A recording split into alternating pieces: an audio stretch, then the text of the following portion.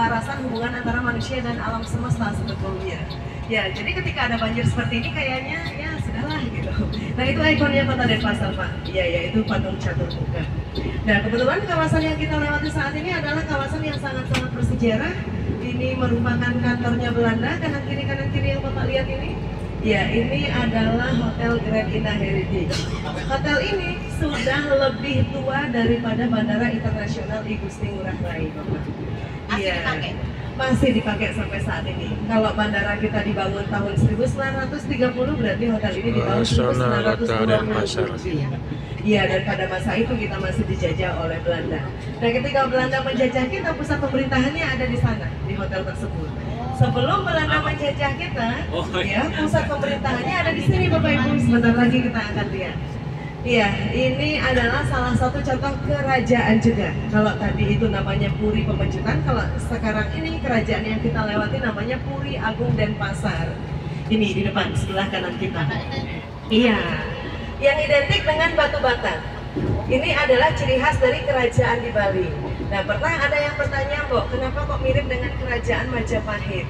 Nah, pertanyaan dari pesertanya seperti itu. Ya, karena ketika membangun kerajaan ini sudah berada dalam pengaruh ekspansi Majapahit ke Bali. Ya, jadi ketika ini lebih jauh lagi ceritanya.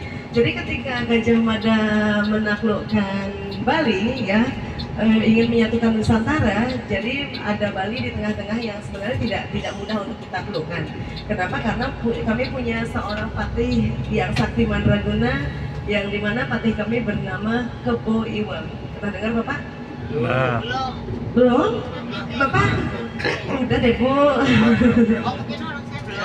Iya, ini kalau zaman kita waktu SD ada di pelajarannya, tapi untuk anak sekarang tidak ada. Iya, untuk anak-anak zaman sekarang, termasuk anak saya sendiri, tidak ada nama Patih Kebo Iwo dalam pelajaran. Padahal menurut kami di sini, nama besar beliau harus diabadikan. Iya, jadi adanya Sumpah Palapa dari Sabang sampai Merauke itu bisa bersatu, Bali di tengah-tengahnya yang menjadi penghalang sehingga sumpah itu tidak bisa, dan pada akhirnya Kebo Iwa ini yang akhirnya menyerahkan dirinya untuk dibunuh. Dan cara membunuhnya sama persis dengan Raden Ayu Siti Kotijah, Bapak Ibu. Iya, bukan dipecut, bukan dengan konde. Iya, hanya dengan batang daun sirih, Bapak. Iya, batang daun sirih itu kelihatannya lemah ya Bapak ya, tapi tidak untuk mereka yang ahli mandraguna. Itu justru menjadi kelemahannya ceritanya. Oke, itu sedikit kawasan yang kita lewati, kawasan-kawasan yang cukup bersejarah. Jarang kita lewat sini Bapak Ibu karena ini tengah kota. Biasanya akses bis besar itu adalah akses yang yang pinggiran seperti itu. Nah, tapi karena kita ini lewat tengah kota, jadi kita bisa melihat lebih jauh lagi tentang budaya-budaya Bali, tentang sejarah-sejarah Bali juga. Iya. Nah, Bapak Ibu, saya tunjukkan satu bangunan yang mirip banget dengan kerajaan, tapi bukan kerajaan, bahkan lebih megah dari kerajaan. Padahal ini cuma polda sebetulnya, Polda Bali, tapi bangunannya lebih mewah dari kerajaan. Ya, sebenarnya sudah dibuat dari zaman dulu, tapi kan memang terawat sedemikian bagusnya. Jadi orang menyangka inilah kerajaannya. Iya, sebelah kiri kita. Jadi desainnya itu masih menggunakan gaya Bali ya. Jadi gaya Bali ini kita bilangnya rumah adat Bali ini kita bilangnya gapura candi bentar. Iya, kayak istana kerajaan. Iya.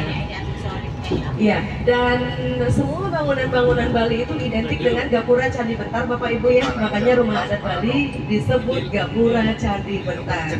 Gapura candi bentar yang dimaksud itu adalah pintu masuknya, yang dimana itu berbentuk seperti gunung, miniatur dari gunung. Iya gitu Bapak Ibu, karena kami sangat menyucikan gunung. Ya, nanti kalau berkenan saya ceritakan tentang sejarah dari sesajen. Di sana nanti kita akan banyak jawab. Iya, kita nanti akan banyak jawab kenapa gapura kami berbentuk seperti gunung, kenapa di Bali tidak ada gedung-gedung tinggi seperti Jakarta atau Surabaya. Coba dilihat kanan kirinya ada apa tidak? Tidak ada. Kenapa orang Bali bersembahyang menghadap ke timur? Kenapa juga orang Bali kalau bikin tempat ibadah itu selalu di ujung timur dari rumahnya? Itu semua ada di sesajen. Dan yang paling penting Bapak Ibu,